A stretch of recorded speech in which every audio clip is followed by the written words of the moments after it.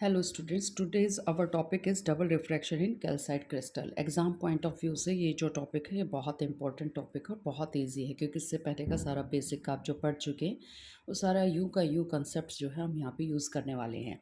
तो यहाँ पे हमें क्या करना है, लाइट लेनी है, इंसिडेंट करवानी है, किसके ऊपर डालनी है, क्रिस्टल के ऊपर डालनी है। और कौन सा क्रिस्टल आपने कंसिडर किया है, कैल्साइट।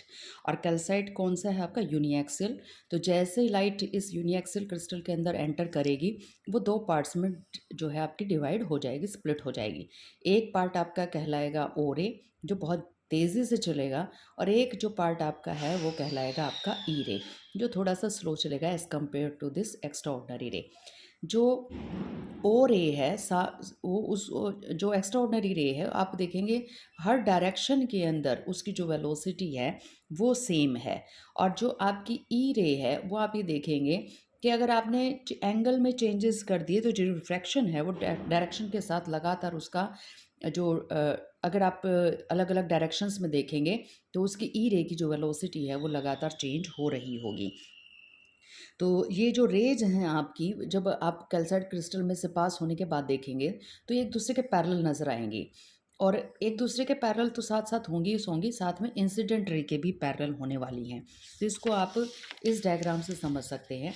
अगर ये इंसिडेंट रे है तो इंसिडेंट रे के बिल्कुल पैरेलल जो है दो रेज आपको मिलने वाली है, ई रे एंड ओ, जो आपके पास है दैट इज़ ओ रे।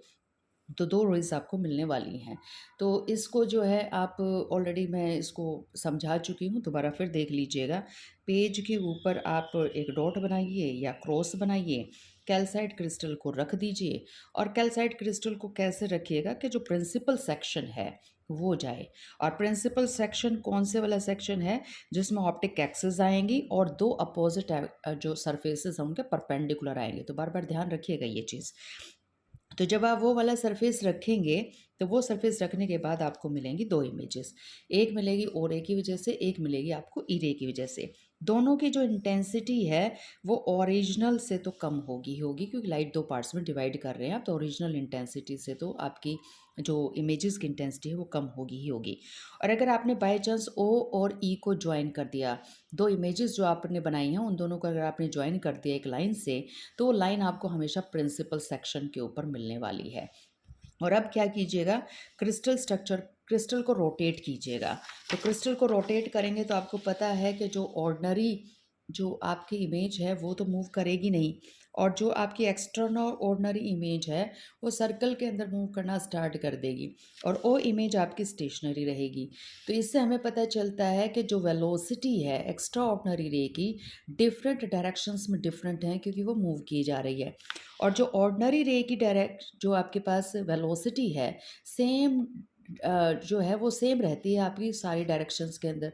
आप बेशक कैल्साइट क्रिस्टल को मूव करवा दीजिए, ऑर्डिनरी इमेज की जो पोजीशन है वो आपकी चेंज होती नहीं है। तो इसका मतलब ये है कि जो ऑर्डिनरी रे है वो तो हमारे जो लॉज ऑफ रिफ्रैक्शन है उनको ओबे कर रही है, कि सारी डायरेक्शंस के अंदर क्लास के अंदर एक ही तरह की वेलोसिटी दिखा रही है। लेकिन एक्स्ट्रा ऑर्डिनरी रे जो है, एक्स्ट्रा ऑर्डिनरी इफेक्ट्स दिखा रही है, वो ऑर्डिनरी लॉज ऑफ रिफ्रैक्शन को ओबे नहीं कर रही है। डायरेक्शन चेंज होते ही इसकी वेलोसिटी चेंज हो जाती है। तो इसका मतलब वो ऑर्डिनरी लॉज ऑफ रिफ्रैक्शन को भी नहीं कर रही है। दोनों की दोनों आपकी एक्स्ट्राऑर्डिनरी रे हो और चाहे आपकी ऑर्डिनरी रे हो, दोनों की दोनों लीनियरली पोलराइज्ड हैं।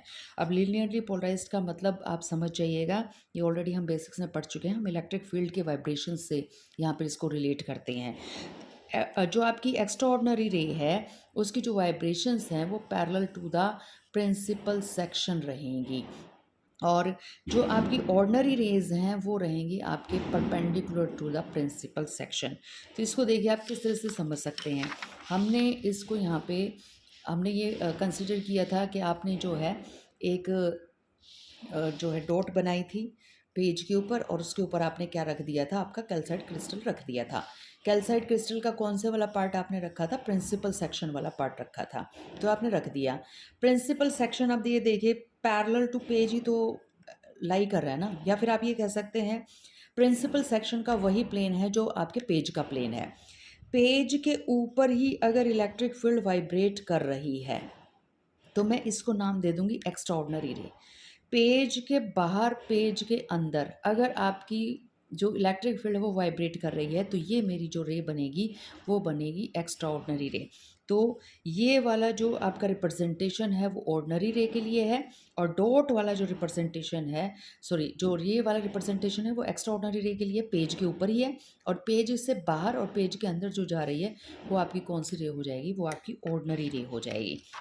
तो यहाँ पे अब ये तो हमारी जो आँखें हैं उनसे तो हमें पता चलता नहीं है कि कौन सी परपेंडिकुलर जा रही है और कौन सी पैरेलल जा रही है।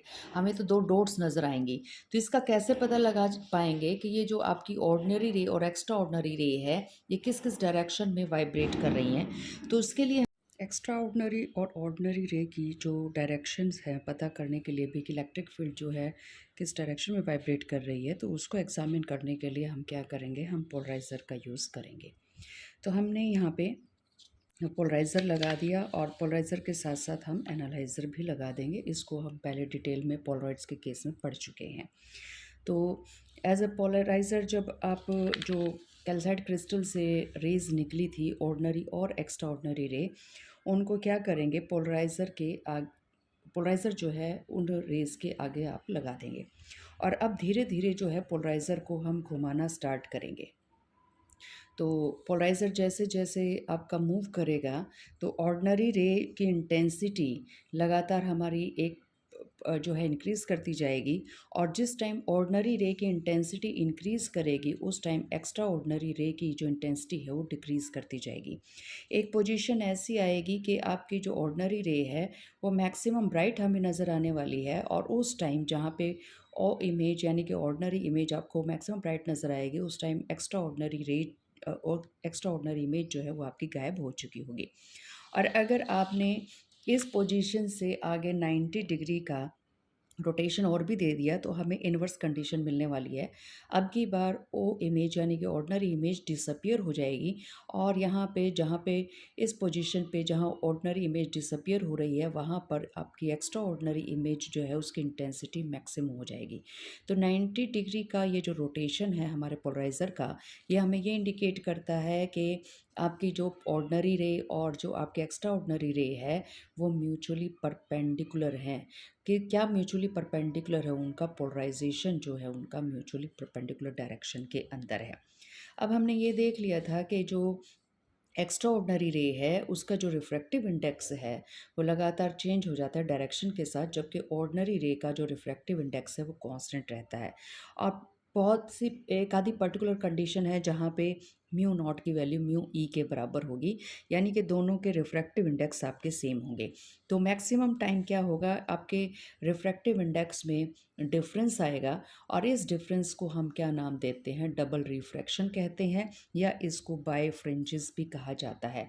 तो जब बाय फ्रिंजेस आपसे पूछा जाए तो इसका मतलब है कि आपको यहाँ पे रिफ्रैक्टिव इंडेक्स का डिफरेंस बताना है। एक्स्ट्रा ऑर्डिनरी रे का रिफ्रैक्टिव इंडेक्स माइनस कर दीजिएगा ऑर्डिनरी रे के रिफ्रैक्टिव इंडेक्स से। तो नेक्स्ट जो हमारा टॉपिक रहेगा, हम हाइगन्स थ्योरी की हेल्प से डिफ्रैक्शन यानी कि जो डबल रिफ्रैक्शन आप पढ़ रहे हैं उसको एक्सप्लेन करेंगे। तो आज के लिए बस इतना ही।